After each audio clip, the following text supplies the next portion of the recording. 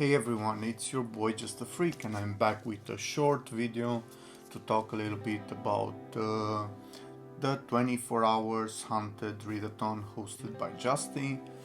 So yes, if you saw my TBR video, you already know what I was planning to read. If not, this is it.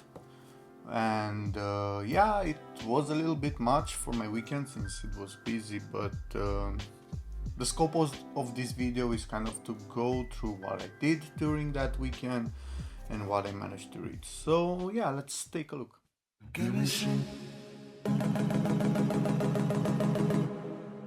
So, as I said, this was my TBR. I haven't managed to read it all. That's a little bit sad, but still I managed to read quite a few of these volumes. So I didn't manage to read Die Dark, so let's put that aside. And I also didn't manage to read extra volumes from Dorohedoro, but the rest are pretty much fair game. And let's see how it went. First, Friday night after work and after Friday Night Magic, I managed to read some Resident Evil, and this is Resident Evil the Marhawa Desire. What can I say about this? It was pretty fun for me, since I'm a fan of the Resident Evil universe, and I think that this takes place between Resident Evil 5 and 6. I know, correct me if I'm wrong, but yeah, as I said, it's not something that I would probably recommend to everyone, because it's a nice extra story, extra bonus story if you're a fan of the series, but if not, you won't know everything, and it will be for you a short zombie story with not too much context, and yeah, pretty straightforward one. But anyway, I managed to read that night the first volume and half of the second one, and after that I fell asleep. I was pretty tired, and it was already, I don't know, 3 o'clock or something like that. But yeah, that was the beginning. And next day I woke up and I went to my local game store to play again some Magic. But after that, later in the afternoon, I came home, slept for an hour or two, and after that I started to read Drifting Classroom.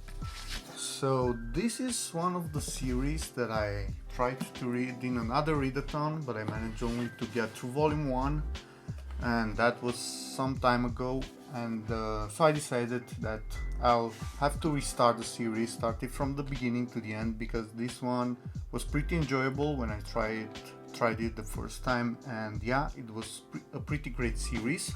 It's not my favorite horror. I don't even see it so much as a horror as I see it as, I know, supernatural and stuff like that. But anyway, it was pretty fun, and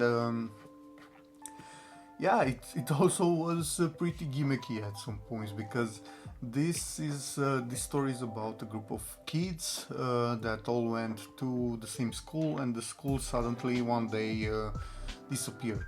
So now they're left in a deserted world where everything is just, I don't know, a wasteland, and they have to fend for themselves. And yeah, you're gonna see kids trying to play as grown-ups and handle this whole messy situation, and at some points it's gimmicky.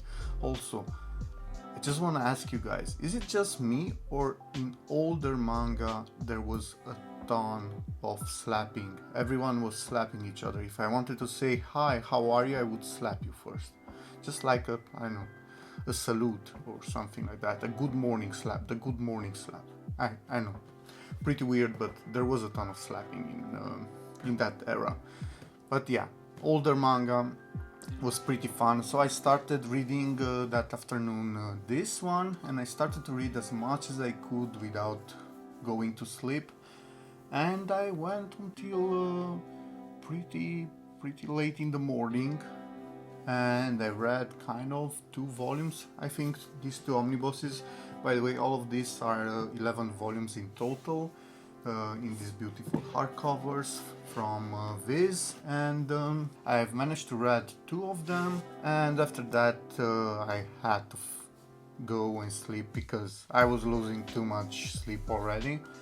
And the next day, on Sunday, I woke up, finished the rest, also managed to read a little bit more of Resident Evil, and I read volume 3 and 4 from the series.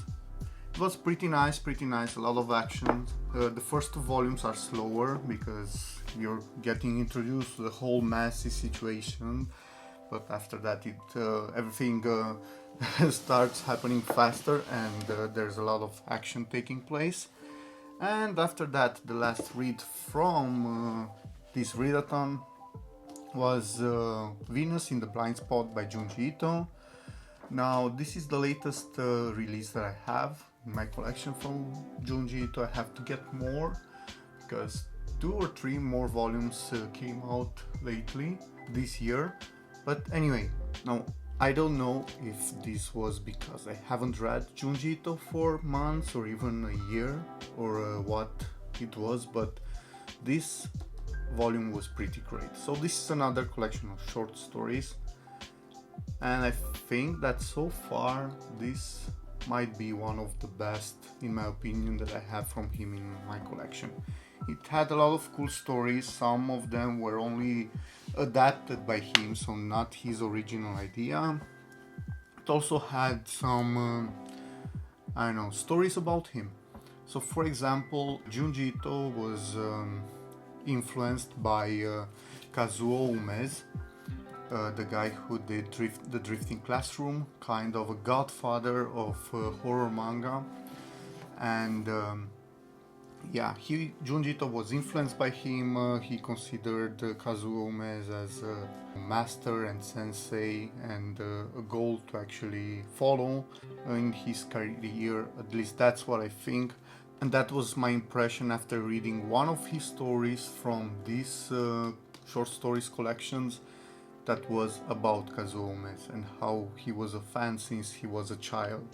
So yeah, had no idea that was in here, but it was a pretty nice Easter egg since I also read this one. So I was pretty, I don't know, it felt pretty cozy to read it and see that coming all together by accident. And yes, also one of my favorite short stories is in this volume. Before that, the only place where I know it, where you could find that short story, was in Gaio. And Gaio is a 2 volumes omnibus, and maybe not all of you are interested in a long story from Junji Ito. But anyway, now if you want to experience my favorite short story so far from him, The Enigma of Amigara Fault, you can find that one in this volume over here.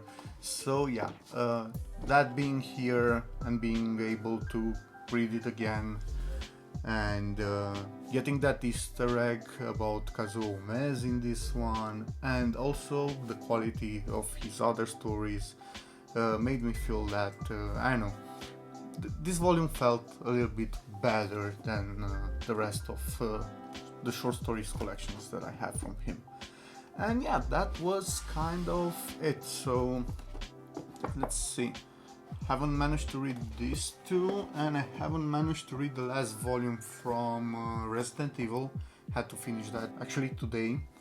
So yes, overall a pretty nice weekend, a pretty, busy weekend for me, since I also had those 2 Magic the Gathering events, but I still managed to read 2, 3, 14, 16 volumes, so that's not that bad. I wasn't able to read everything, but I honestly didn't expect it to read everything, and it was fun. People were reading manga, people were talking about manga over on Discord, mostly on Discord.